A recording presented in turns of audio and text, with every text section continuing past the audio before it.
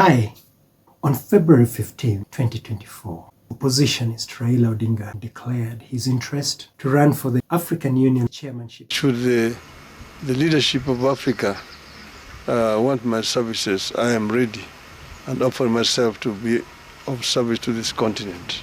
Shortly thereafter, President Raila-Ruto came out to voice his support for Raila's decision. And as a party, specifically the ruling party, UDA, we have decided to put our foot down and support Raila Odinga from the sky, on the land, in the sea.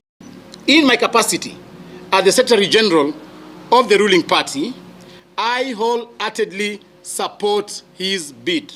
Those two actions by the two men hit ordinary Kenyans as being at variance with each other. Because if you try to find out when was the last time Raila and Ruto saw eye to eye on any subject, you'd have to go back more than a decade. And this is the reason why Raila's declaration that he's running for the AU chairmanship, combined with the support he's got from Ruto, plus the fact that he hasn't declared an outright heir in ODM, makes us curious and perhaps a little disturbed. And this, ladies and gentlemen, is what we are here to discuss today. Welcome back to my channel. And if you haven't subscribed already, I'm going to ask you to subscribe, like the video, and watch and share. It would be nice for Kenyans to know these things so we can try our best to make this nation more functional. A cursory look at the relationship between Raila and Ruto.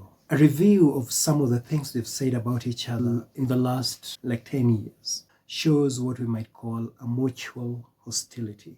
These two guys just never seem to see eye to eye on any subject, and indeed one comes to the conclusion that their philosophies are diametrically opposed.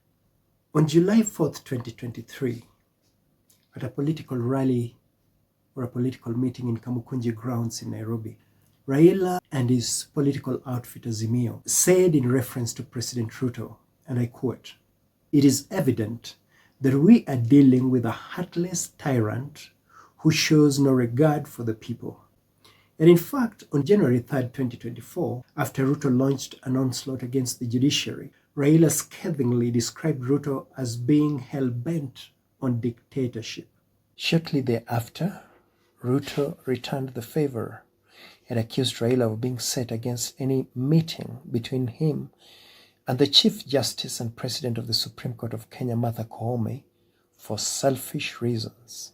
To find the last time Raila and Ruto spoke complimentarily about any subject on the face of the earth, you'd have to go back to the days of President Mwai Kibaki and the events before and after the 2007 elections and the events that followed thereafter. Just to take us back, there was an election. It is believed by everyone who has some sense that Raila won the elections. Kibaki and his kitchen cabinet conspired to retain the presidency through proscribed methods, as a result of which there was violence and a number of Kenyans got killed in one of the worst cases of violence this country has ever seen.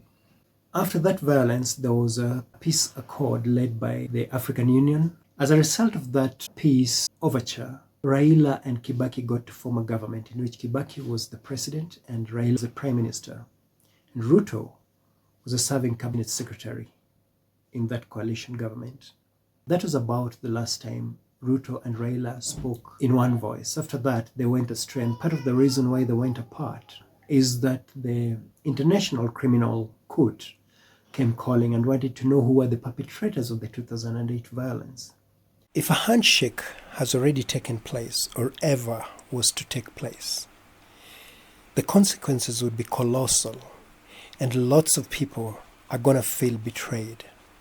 Consider some of the following. The news about Raila's interest in the chairmanship of the African Union came right out of the blue. Nobody had seen it coming. It hit the country in the same way as the rapprochement between Raila and Uhuru when the handshake happened. Shortly thereafter, on February 16th specifically, Raila and Ruto were pictured in Uganda, where they had gone to visit President Yoweri Museveni to seek his blessing for his campaign for the AU chairmanship. The handshake, it seemed, was coming alive. One of the questions that arises is whether Raila is trying to walk two ways: to run for the EU chairmanship, but if he fails, to run back home and be a candidate in 2027. Because the most logical thing for Raila to have done would be to declare Kalonzo as his successor, to give Kalonzo the right hand of fellowship and say, I support you, so that early enough, Kalonzo can start his campaign.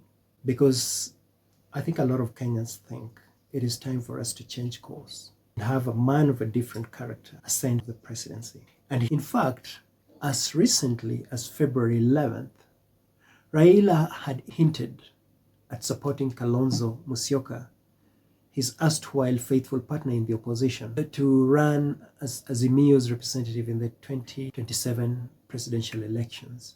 This is what Raila said. I quote, "We are united, we will agree.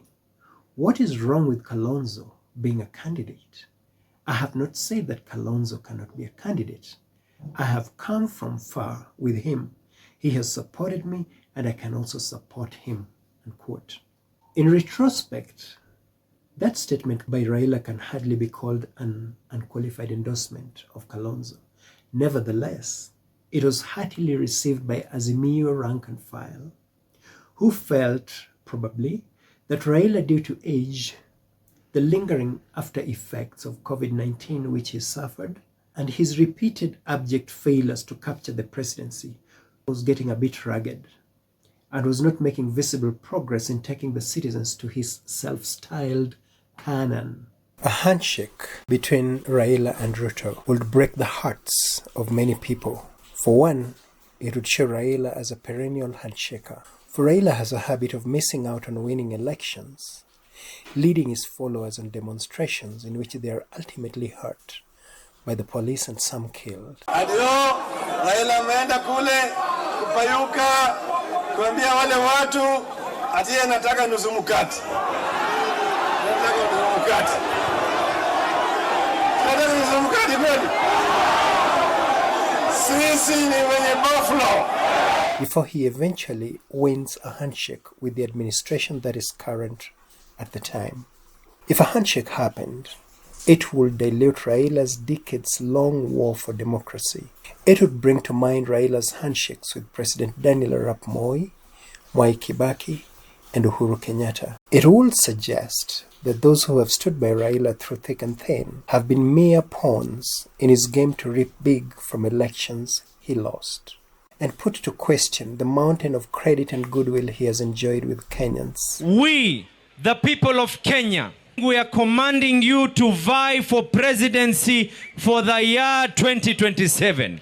It would prove right the words of one of the most dislikable figures in Kenyan politics, the Deputy President Rigathi Gachagua, who severally attempted to entice Kalonzo Musyoka to join the UDA coalition by claiming that Raila was already talking with Ruto. A Raila-Ruto handshake would be a betrayal of Kalonzo Musyoka, who has stood by him for endless election cycles. It would be a betrayal of Martha Karua, Raila's running mate in the last general elections. A handshake would further be a betrayal of retired President Uhuru Kenyatta, who made great sacrifices to accommodate Raila as a partner in an attempt to stop our cyclical violence. Over and above all this, a handshake with Ruto would be a betrayal of Raila's own Luo people, who have always sat uneasily within the Kenyan enterprise. Luos have for the most part always felt unwelcome in Kenya and have been brutalized by all the administrations since independence, including the current Ruto government. They will have stood behind Raila in vain if a handshake with Ruto were to happen or have happened. It would be a betrayal of Luyas, Kizis, Kambas, and the coastal tribes who have fought running battles with security agencies while defending Raila. Mombasa ni ile ile. Anajibiwa na wenzake kama sisi. Tangu zamani tulijua ligi ya wanaume waliokamilika kiume haiwezi. A handshake will upend Kenyans' perception of reality and make them question their own capacity to trust anyone.